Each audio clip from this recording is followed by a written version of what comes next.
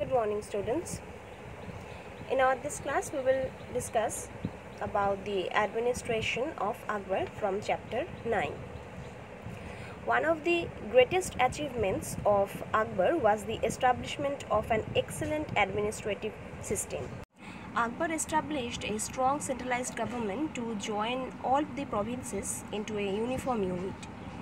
The emperor was an extremely powerful figure. His decisions on all the matters, whether it is military, political, administrative or judicial, were final. Means the Mughal emperor was all in all in this administration. To look after the administration, the emperor was assisted by a team of ministers and officials.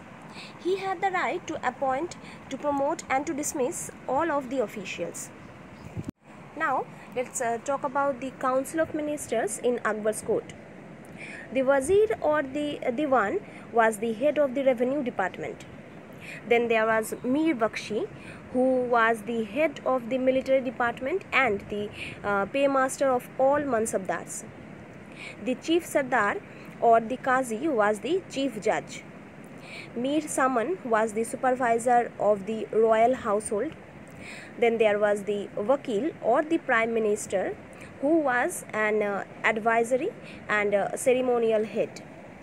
Regular meetings were held in the Diwani Khas, that was the private audience hall. Akbar considered himself the father and guardian of his subjects. He would meet them in the Diwani Am, where he would listen to all the problems of his subjects and solve many cases on the spot. Now, the vast Mughal Empire was divided into 15 provinces or subas. A governor or subedar was placed in charge of each provinces. He ruled in subas. Then there was Diwan, who collected revenue from the subas and reported directly to the emperor. The subedar and the Diwan kept a check on each other. The provinces were equally divided into districts or sarkars. These districts or sarkars were further subdivided into parganas. Each of these units were managed by a team of government officials. Then the villages were looked after by the village panchayats. Now let's come to our next point, the mansabdari system. The mansabdari system formed the foundation of military and civil administration in the Mughal era. It compelled all senior post holders of the empire to bear civil as well as military responsibilities. Mansab meant rank or status in the imperial service, and the rank holder was called mansabdar. The mansabdari system was introduced by Akbar. Under this system, each mansabdar had to maintain a certain number of horses and troops, and he got wages according to his rank. The rank depended on the nature and importance of the job. The lowest rank was that of an officer in charge of 10 horsemen, and the highest mansab was that of an officer maintaining 7,000 horsemen. But the highest mansabs were totally reserved for the members of the royal family only. Only the emperor had the right to appoint, promote or dismiss the mansabdars. They were given a salary in accordance with their rank.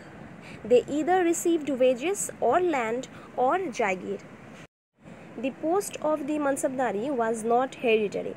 After the death of the mansabdar, the king granted the post to someone else. The mansabdars were not responsible for administering the jagir. Under the watchful eyes of the emperor, they could only collect revenue of amounts equaling their wages. They were the pillars of the Mughal Empire. They ensured safety and prosperity of the empire. They also enjoyed special powers, and when the rulers became weak, they functioned as autonomous heads. Akbar maintained a standing army, and the troops of this standing army were mainly supplied by the mansabdars. Now let's come to our next point. revenue system. The main source of revenue was land. Akbar introduced some important reforms with the help of his revenue minister Todermal. Todermal introduced a land revenue system that was known as Todermal's Bandobast. According to the Todermal's Bandobast, the land was grouped into 4 categories on the basis of cultivation, regularly or occasionally. It was classified further into good, middling and bad categories. 1/3 of the average production was the king's share, which could be paid in cash or kind. The revenue officers were instructed to treat the peasants well. The peasants got their facilities to pay their loans in easy installments. From the loans, they bought seeds, cattle and implements. Now, if there was any drought or flood and the crops failed due to this reason, the state granted remission of revenue. Remission means cancellation of a debt. Trade was another source of revenue. Internal and external trade was encouraged during the reign of Akbar.